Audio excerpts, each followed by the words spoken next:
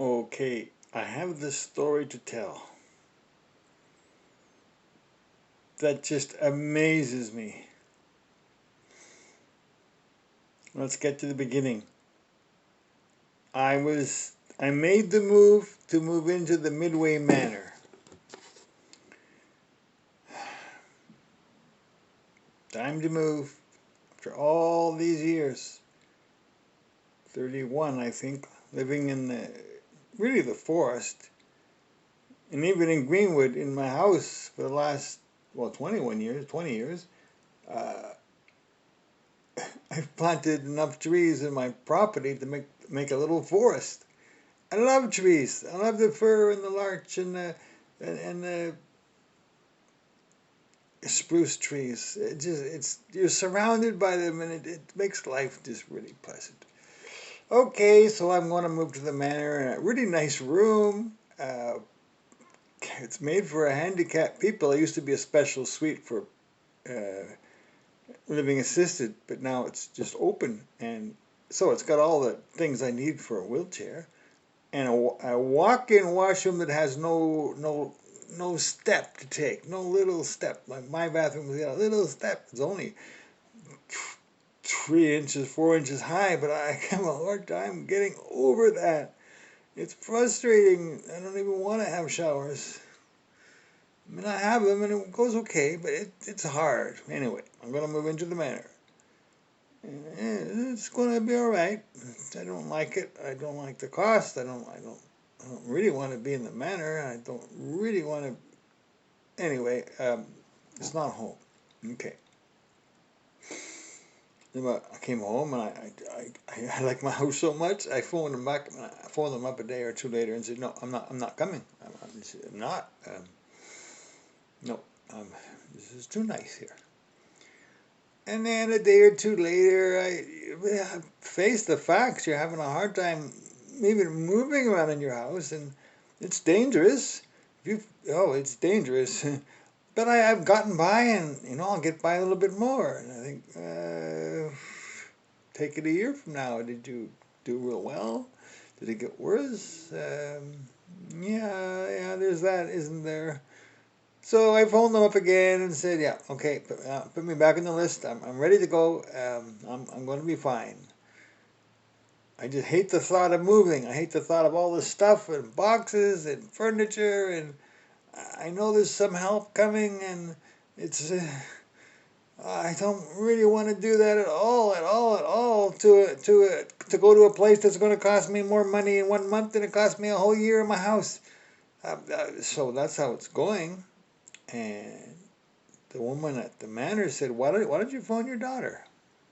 I said, well, I just phoned her. I just phoned her like half hour ago, an hour ago, something like that. We talked, and she's okay with whatever I do. She's okay with that. I don't like daughters that are like that. They support you no matter what you do. And we talked some more, and she said, well, the whole church family will help you move. Oh, well, that would make it better. And like that. And I figured the money out. I don't need the money. I mean, it's going to take everything I got, but so what? But there's nothing extra for the dentist or medicine. I got no extra money than that. Yeah. Okay. So I'm back. I'm back on track to move there. And I phoned my daughter because she told me twice in that conversation. Why don't you phone your daughter? I thought, why is he telling me to phone my daughter when I just phoned her? And I did phone my daughter, and it's the same. I said, I don't want to move, but I'm heading that direction. And she said, well, I'm going to phone you tonight anyway. It's on, I was going to phone you before. I was going to phone you tonight. I said, okay, I'll talk to you tonight. And she phoned me at night, and it's the same thing. Nothing's changed. But then I said something. I just blurted it out. I just suddenly said, oh, I figured the woman told me to phone twice. I'm not even sure that she realized she was saying that. I don't know. But I heard it twice, and I thought, that could be the Holy Spirit involved here. Phone twice she told me. After I told her I'd already phoned. Okay, so I'll phone. And it was the same, it was the same. But when my daughter phoned that night, I suddenly blurted out, I'll sell you the house for $1. And my daughter said instantly, okay. That was a quick sale. um, and it didn't matter because I was going to sell the house and put the money to the side anyway for her and my son. And then they can divide it up with their stepsister if they want. I mean, it doesn't matter. It's their money. They can do what they want. I'm I'm I'm out of the picture.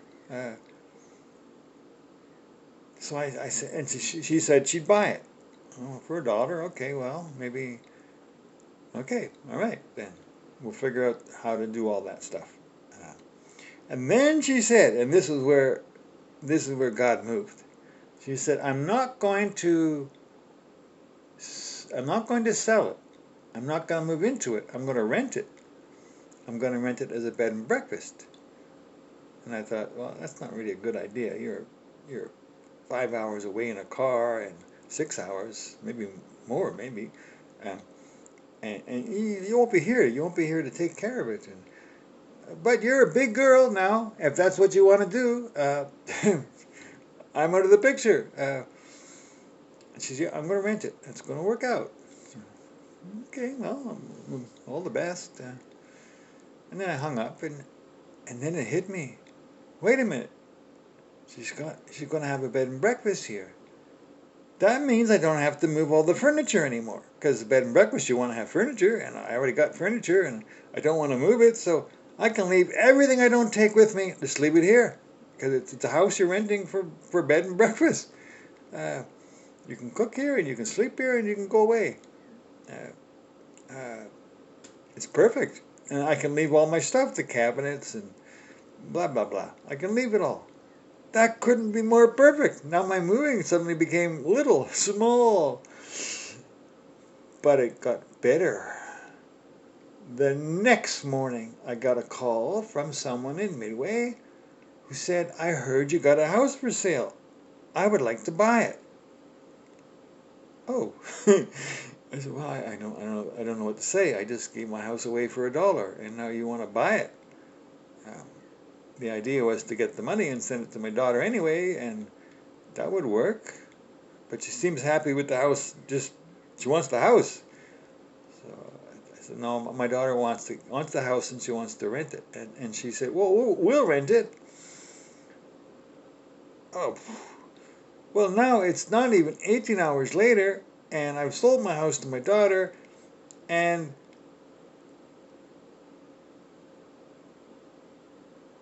she's already got renters. I mean, we just had the concept, and we already have renters. Is that perfect or what? I mean, and then these people who I knew, when they came and looked, and they want to move in, and they want to bring a handicapped person with them, and it's all going to fit so well for them, and work so well for me. And the man said, "Oh, you can just leave whatever you want here. Don't worry about it. Just leave it here."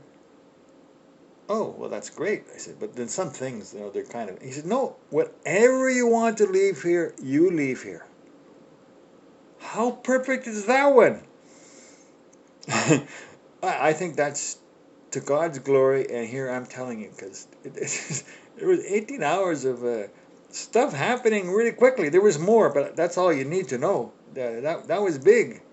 Big, big, big, big. And I offered to sell my car for $1 too, and maybe that's going to happen, which is kind of weird, selling a house and a car for $1 each. Sure hope she's got the cash. Maybe I should have bargained harder. Anyway, happy for everybody involved. And it's a marvelous work that the Lord has done. That all that would come together so fast and be so perfect. There's one little piece though. I picked the 18th of August to be the day that I move. But they do a check on you. I don't know what they do, but they check you out before you can move in. And that woman has not come back with the results from the check yet. I mean, she checked me 2 years ago because I was thinking of moving then, and I was fine. I mean, everything was great. Here's what it's going to cost you, dude. Just when you're ready, just move in. But I didn't. I wanted to stay where I was. And this time she hasn't got back to me. She has to get back to me because I can't know where to go if she comes back and said I can't move there for whatever reason, because I just sold my house and rented it out. So I got nowhere to go. So she's got to say okay. Yeah. Anyway, I'm going to call that minor, and it'll be resolved soon. But that's the story. I was going to move. I didn't like it, and God got involved and made it so easy. In fact, they both said they'd come and help me pack and move. They got a truck to help me move, and someone else, the pastor at the church, said he would definitely help me move. And then if any other church people come, then does it get any better than that? It's not over. I mean, maybe there's more to come. I wanted to share that with you because I thought it was exciting and worthy and good news all the way around. Thank you very much, and goodbye.